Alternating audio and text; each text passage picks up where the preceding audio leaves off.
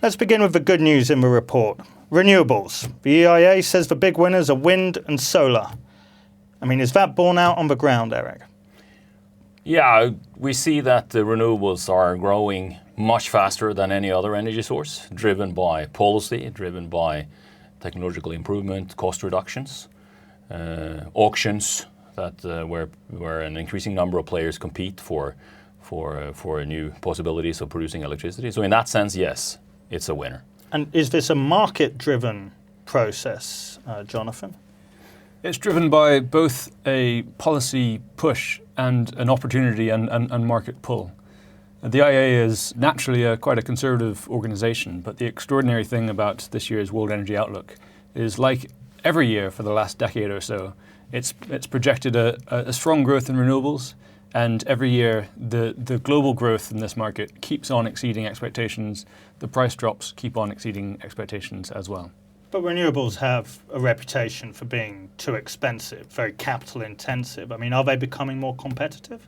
Yeah, definitely. They are becoming more competitive, both in terms of average costs, and in particular, of course, in terms of marginal cost, because the marginal cost of producing solar electricity is zero when the sun shines. Mm-hmm. What remains to be seen is more the total cost picture of an electricity system where we base ourselves on very large shares of renewables and intermittent and seasonally varying production, because then that has to be combined with a lot of storage. That could be batteries or other types of long-term storage, hydro, and some backup power, possibly gas, probably gas. And then what's the total costs of that going to be? Because we also need to invest more in grids in such an electricity system where you have a lot of varying production. And that's where we haven't seen the total solution yet. I think system flexibility is crucial, of course, to make a renewables heavy system work. The good news is, according to a recent study we've done with Imperial College London, is that actually even once you start factoring in the system integration costs, so the grids, the backup, the storage, actually wind and solar is already cheaper than other low carbon options. But Jonathan, how important is interconnectivity between different EU member states in this scenario? Electricity interconnection is probably the lowest cost way of providing that flexibility that you need for high renewable systems to work in practice. Without that interconnection in place, you have to resort to other options such as demand side response, to storage, and to flexible generation. Now, all of those are possible, but with greater proportions of interconnectivity, the system cost as a whole goes down considerably. But Eirik, we don't have that kind of interconnectivity in the EU, do we? No, and it's but as being said here is that it's probably the least cost option to decarbonizing the electricity system is that we have to supplement the investments in the renewable sources themselves by increased grid capacity. If we don't, then we have to invest much more in renewable capacity because we're going to have too much electricity, basically. I mean, it sounds. So it's but of course the political issues about that hasn't been solved yet. What it means is that we have to multi-double the current grid capacities in Europe as a whole, and that is crossing country borders with electricity lines, etc., etc. It's not a walk in the park. How much does this cost? Well, a lot, but less than the alternatives, right? And it's a cost that we have to take on in order to decarbonize, or at least partly decarbonize the electricity sector. I mean, are you also sensing this investment gap, Jonathan? Yeah, Europe and also globally, we're facing an investment gap in clean energy. In the EU, I think it's hitting hundreds of billions of pounds that will need to be invested. Sorry, billions of euros even that needs to be invested in any scenario. Mm-hmm. The upfront capital costs of clean energy scenarios is higher than those that aren't consistent with our climate goals. But the fuel costs, the ongoing costs that you'd have to pay for oil and gas and coal is far less. So actually we're seeing, even with those higher upfront costs, the cost over time is becoming increasingly competitive. I mean, this investment gap, is it something for the private sector, the public sector, a combination of both? Well, most of the investments will have to be undertaken by the private sector, of course, as companies. But in order to make that happen, we need framework conditions and regulatory schemes that makes it profitable for somebody to actually do that on a risk-adjusted basis and looking forward.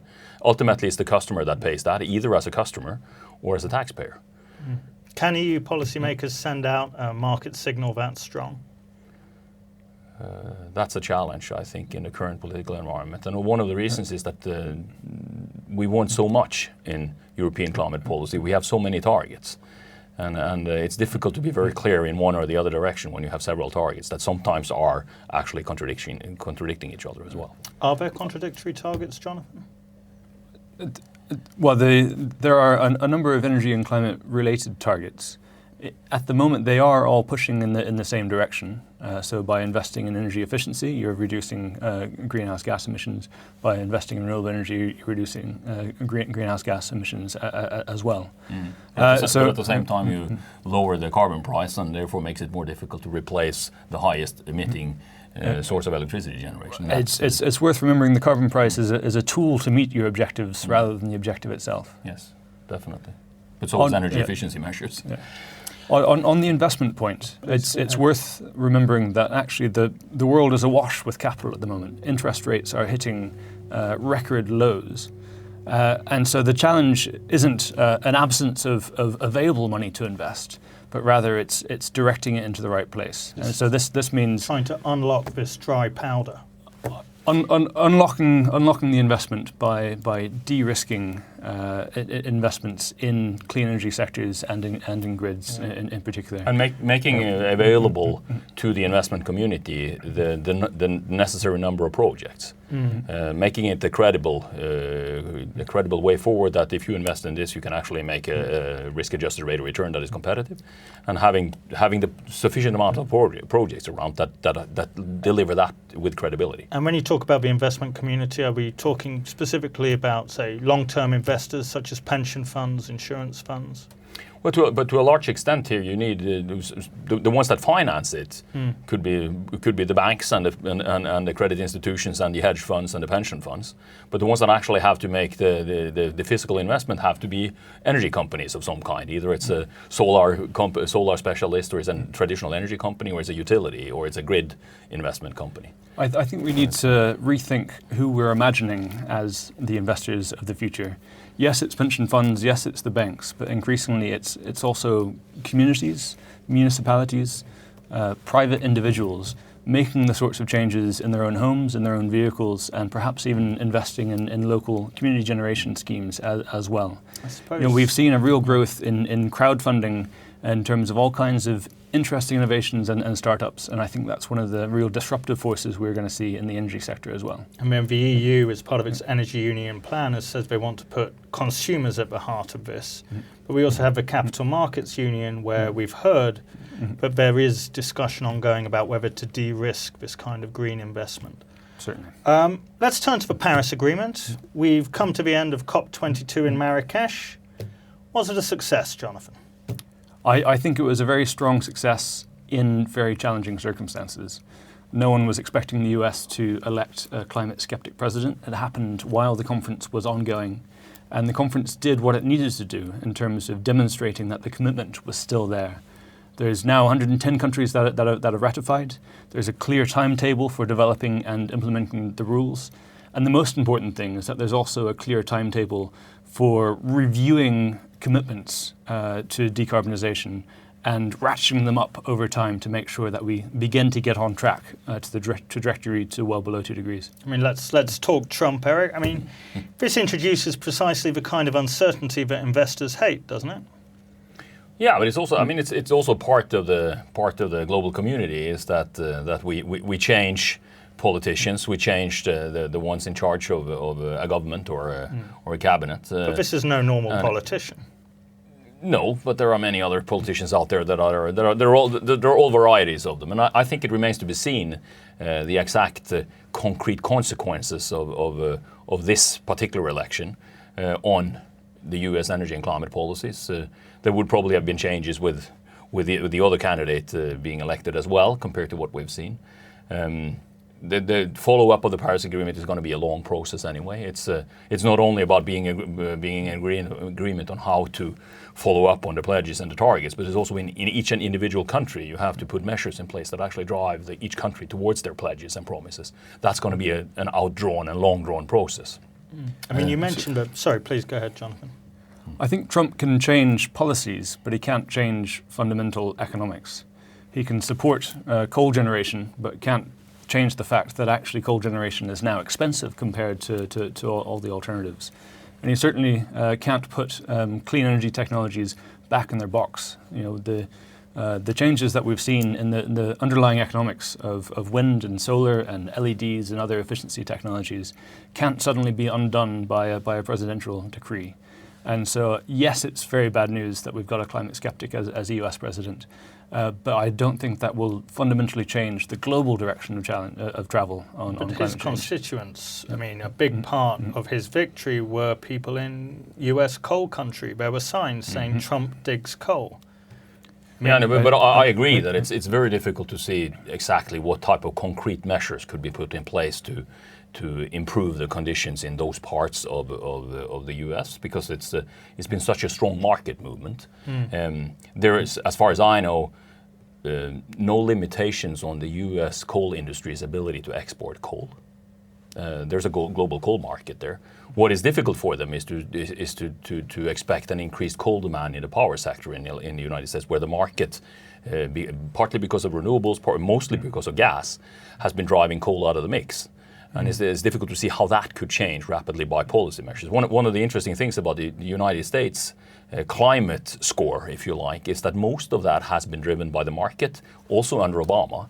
A very little part of it has been driven by policy, and as a consequence, you have had gas coming into the power sector together with renewables driven by cost developments and not by subsidies to the same extent as in Europe. And at the same time, the flip side of that coin is, of course, that because of the low gasoline prices now, we have record gasoline sales as well, in spite of policies. So it goes both ways. I mean, do you think, you know, the current pledges made by the world governments in Paris, they're only enough to cap global warming at 2.7 degrees as opposed to the 2 degree target. So what can we do about that? And hasn't this election sort of come at the worst time, but sort of a sapping of the momentum and the very palpable sense of optimism that we felt basically since Paris? Well, I think first of all, it's true that the pledges made by themselves are not sufficient to deliver on climate targets. On the other hand, the agreement itself goes to 2030, and then it's really open what happens after there. Once the agreement is put in action, and by that I mean that we actually see some policy changes following up on the targets, and we haven't seen that much of that yet. But once it's in action, it seems reasonable to assume that we can see a further tightening, and that's also the whole intention of the agreement. And when you see further tightening, you can actually come further. But it's, of course, it's a tremendous challenge that in and by itself the agreement is not enough. On the other hand, we have to be careful in not letting the best be the enemy of the good here. It's very important that what is promised, if you like, in the Paris Agreement is actually put into place, and then we should hope for further measures bringing us even further. I think it's clear that a number of countries that have put forward pledges will overshoot those pledges by some distance. It's worth remembering that the EU has already met its 2020 greenhouse gas reduction goals, and if it just continues the current rate of reduction out to 2030, it will also those goals because they weren't ambitious enough in the first place. Well, indeed, and similarly, the ambition for at least 40% greenhouse gas reductions by 2030 is not a particularly ambitious goal either, which is why we expect it to be significantly overshot. Similarly, in China, the world's biggest emitter, we've gone from the World Energy Outlook last year projecting that coal emissions would peak in 2030 to this year the International Energy Agency saying that actually coal emissions peaked in 2013 already. So also China is likely to exceed what it's promised. The US is more difficult given the current political climate to make solid forecasts. And the targets are tough there. But what we need to see is overshooting the targets and then banking that progress and then recommitting so that we end up on a pathway where we are in line with 2 degrees and below. So where the increased ambition would be based on where you've got to, as opposed to just on the targets which have been overshot. Exactly. Understood. So, I mean, does the EU need to increase its 2030 climate and energy targets? Can it? Does the political will exist, Eirik? Well, I'm not an expert on EU, and I represent a country who's not a member of the EU either. But I think what is more important is actually to get a set of efficient policies that drive the union as efficiently as possible towards the targets that are already there. And it's not difficult, it's not easy to balance these different concerns and the different targets together. One of the challenges is that there is not one single energy market where you can apply these different measures. There's a number of them. So that's also one part of this, is to make sure that the internal market for energy works as efficiently as possible in all dimensions, and then put in place sensible targets to drive towards those targets. And if it turns out that we can overshoot, then let's hope that that's going to happen. But it's instead of spending a lot of time on detailing out targets now, it's much more important to spend the time on putting in place the measures. Before I come to you, Jonathan, I just want a quick follow-up with you, Eirik. But how seriously do investors and industry take these targets? I mean, will they convince someone to put their money where their mouth is and back a project? Nobody invests on the basis of political targets. What we invest on is based on an expectation of market prices, taxation, framework conditions, subsidies in the case of renewables, CO2 prices and taxes and an expectation for what's that's going to be going forward, and then clear signals on what the type of framework conditions will be in any given market is what will drive investments. And for Europe as a whole, it would be beneficial if those signals and targets were as equal as possible as well, right? Jonathan? I think it's firmly in the EU's interest to increase its ambitions on clean energy and climate change, and perhaps inevitable that the EU will overshoot its existing targets.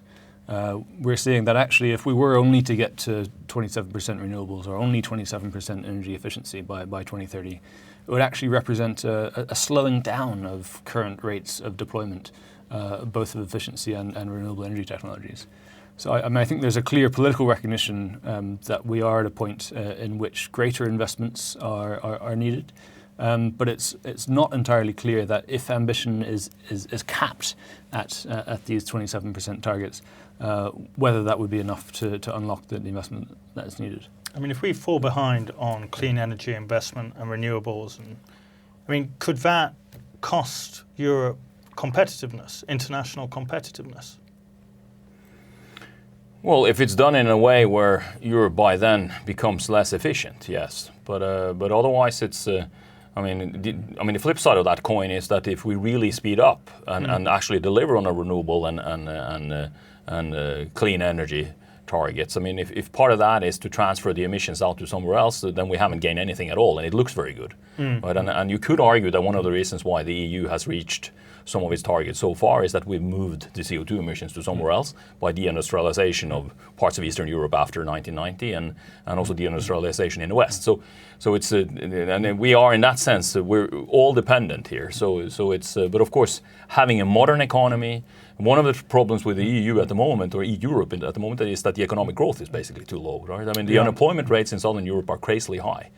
And if we get to a point where we have to choose between economic development or reaching the targets, the political discussion is going to be really difficult. So this is about doing these things efficiently and making sure that they actually promote growth. And that's not a given. But aren't these, I'm sorry, Jonathan, but aren't these low interest rates perfect if we want to start building clean energy infrastructure? Yeah, but in a situation where we have governments that have too much debt, where austerity program still is on the agenda, having governments subsidize the development of new industries is difficult, even if the interest rate is low.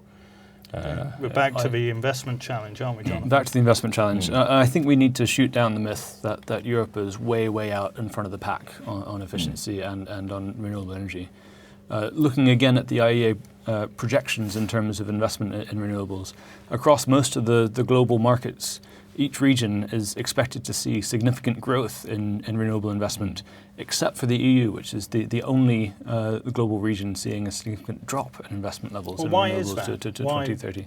Well, one of the reasons is that this is where energy demand doesn't grow. So I mean, if you look at the regions of the world where energy demand is really growing, renewables is going to take a large share of that. And of course, then the absolute numbers are good. But is energy demand growing because the economy is growing? Is that? Yes, and the economy is growing, and you get a lot of new middle class consumers in, which lift their energy consumption. Once people become urbanized, gradually your energy demand increases. So that's one of the reasons. So the energy demand grows outside the EU and the United States. Okay. So one of the fundamental challenges is also the current electricity market in the EU is grossly oversupplied with some of the worst and most polluting energy sources, particularly coal and lignite.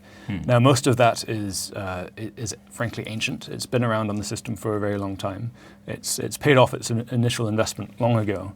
But as long as it's sitting there, it's blocking space for new clean energy investment. So I think one of the main issues that needs to be on the European political agenda on energy in coming years is how to provide an exit ramp for getting that old polluting coal off the system. And I mean, we're talking about coal, so let's turn to fossil fuels. I mean, the EIA said that the era of fossil fuels is far from over. Eirik, you work for Statoil. Your company has oil in the title. So I have to ask, I mean, has time been called on the fossil fuel part of your business? No, definitely not. First of all, we produce both oil and gas. There's a big difference between, and if you look at oil, we have for the last 5 years had peak oil demand in our forecasts by around 2030 in the central scenario. If we talk about the 2-degree scenario, we're going to have peak oil demand relatively soon, around 2020, 2024. But there's a big difference between peak oil demand and what can potentially be produced from existing reserves. And that gap is an investment challenge. And in particular, in a situation where there is worry about the future framework conditions. We're currently in a situation where there might be too little oil compared to what will be demanded because we will invest too little. So there's a big difference between how much demand will grow and what can potentially be produced. So that's one part of it. The other part of it is that we produce oil and gas in Norway with average CO2 emissions in the productions that is half the global average. So if you want, for any given oil and gas you need it as carbon efficiently produced as possible to get as much energy or bang for the buck, if you like, as possible. Gas demand will probably grow in all scenarios. In our 2-degree scenario, we have flat global gas demand. IEA is approaching that, but they still have growth. So yes, there will be significant changes to the growth rates for oil and gas, but that doesn't mean that there is no need for investments. The need for new oil and gas by 2040 in a 2-degree scenario is twice the need for new renewable electricity globally. Jonathan. One of the really important messages from the World Energy Outlook this year is that if we are going to remain on track to be well below 2 degrees, then gas can't be seen as a low carbon energy source. Globally, yes, they are projecting perhaps a slight increase in gas demand to 2040, but then that would have to fall away really quickly afterwards. In Europe, by 2040, we're seeing a really significant reduction in gas consumption if we are going to remain on that trajectory. Now, this is important because 2040 sounds like a long way away, but of course it's well within the lifetimes of some of the current projects, both for infrastructure and new production that's being considered. So yes, there is use of gas in the very near term, but it will need to be overtaken very swiftly by efficiency and by renewables and other clean energy measures if we are to remain on track. I think one of the undercommunicated challenges, I mean, yes, in the power sector we're going to see decarbonization. One of the issues is that oil and gas is used for much more than electricity. Transport. For oil, transport, and there's a lot of even if we have 90% of the new cars on the road being electric in 2040, which we have, we're still going to have large demand for oil in aircrafts, shipping, heavy trucking, and the remaining part of the light-duty vehicle sector. And and also for both oil and gas, there is a growing demand for as feedstock in manufacturing production, which, by the way, We don't burn necessarily, so that's not a problem. But there's a huge demand growth for manufactured products made of polymers, plastic. So there's something about electricity. Yes, decarbonization on its way. We have to figure out what the backends need to be, and that is probably quite a bit of gas. It's not coal. Is there enough? Sorry to interrupt, but is there enough gas infrastructure in the EU already, or does there need to be more gas infrastructure? I'm talking pipes, basically. Yeah, well, in order to have an efficient energy market in Europe, we need infrastructure in some places, and that's also to have a more efficient market. But generally, I mean, in most scenarios, we don't see a large growth in European gas demand, and which means that the infrastructure is sufficient. It has to be developed and so on. The good thing about the gas infrastructure is that can potentially be used for low carbon gas going forward. That could be hydrogen. But in key parts of Eastern Europe, for instance, the infrastructure needs are there. It's a paradox that Portugal is not connected to Europe as a gas province. So those types of grids or interconnectors is needed in order to make the gas market as efficiently as possible. Because I know that you, Jonathan, have been concerned by the focus on gas infrastructure in some of the EU's plans. Indeed. We remain very concerned that investments in gas infrastructure continues to be on the basis of an expectation in the growth of EU gas demand. When all the signals are that if we are going to meet both the long-term well below 2 degree target and the 2030 targets on efficiency and greenhouse gases, then that gas demand simply won't materialize. Okay. Well, look, I want to just ask a quick last question before I ask you both a final question. I mean, what are we going to do about the people who will lose their jobs in this green revolution? There's no such thing as a bloodless revolution, is there? No, no, there isn't. First of all, this is a transition, or it could be a revolution. That means that some jobs will be lost. Other jobs will be created. That gives opportunities. It could even give growth if it's done in the right way. But of course, the political problem is that it's often not the same people that lose their jobs that gain the jobs. It's not in the same place. It's not in the same place, and it's not for the same type of education or the same type of age group. We are in a region now where there's 50% youth unemployment in some important European countries. I mean, Europe already has an unemployment problem. That might be exacerbated by some of these changes, but on the other hand, there might also be some opportunities created for the young unemployed. So that goes both ways, but it's not going to be cost-free. It's not going to be friction-free. Jonathan, a few words on the economic benefits. Yeah, I mean, we're seeing an extraordinary economic transition globally driven by new technologies and new business models, not just in energy. The benefit from the energy sector is that actually we've got a little bit more longer-term visibility about what those technologies might be and what those new business models might look like. Now that means that in order to protect workers, communities, people already involved in some of the older forms of producing energy, you can't just throw money at the problem and try to protect the incumbents, but rather you need to design in a fair transition, a transition that supports communities, creates other economic opportunities for them, and takes a long-term perspective of what those regional economies will look like, not just in the next couple of years, but the next kind of 20 to 30. And there's obviously been a warning sign from America where if you don't get that message across, you see what happens. Gentlemen, we're coming to the end. I'd like to ask each of you what you're optimistic about, what you're worried about, and what you want from EU policymakers. And I'll start with you, Jonathan. So what I'm optimistic about is actually the basic economics of the clean energy transition. A few years ago, there was a recognition that climate change was an extraordinary problem, but actually the solutions were difficult and actually quite expensive. That's now been turned on its head, where there is a clear pathway in which the most beneficial way forward in terms of the climate is also going to be one of the most cost-effective.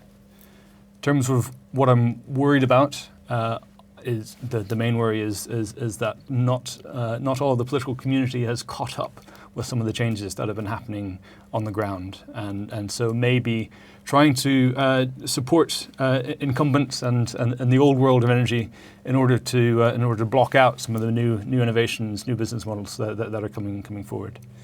And so in terms of what I'd like to see from EU policymakers, I think it's time to finish the job of what's been started in terms of creating a market structure, a target structure, about transitioning the EU's energy markets, energy systems to a fully clean system, clean arrangement.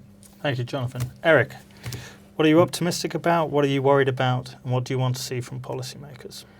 Well, I'm also optimistic about the technology development that we see in different parts of the energy spectrum. That provides hope for the possibility of actually getting enough back in terms of energy efficiency that we can actually deliver on what the world will need in terms of energy. What I'm worried about is that we don't get the balance right between economic development and energy demand. And in particular, that what we're doing now, we risk having too low economic development, and that's not sustainable when you look at the need for economic development in parts of the world with associated energy demand. What I want from the EU politicians, I want more clear policies and less targets. I want more measures. I want a carbon price that works. As an example, I want a 27-country EU energy market where some of the countries outside can also adapt to that. And so I want the clarity on investment signals. Okay, thank you, Eirik. Thank you, Jonathan.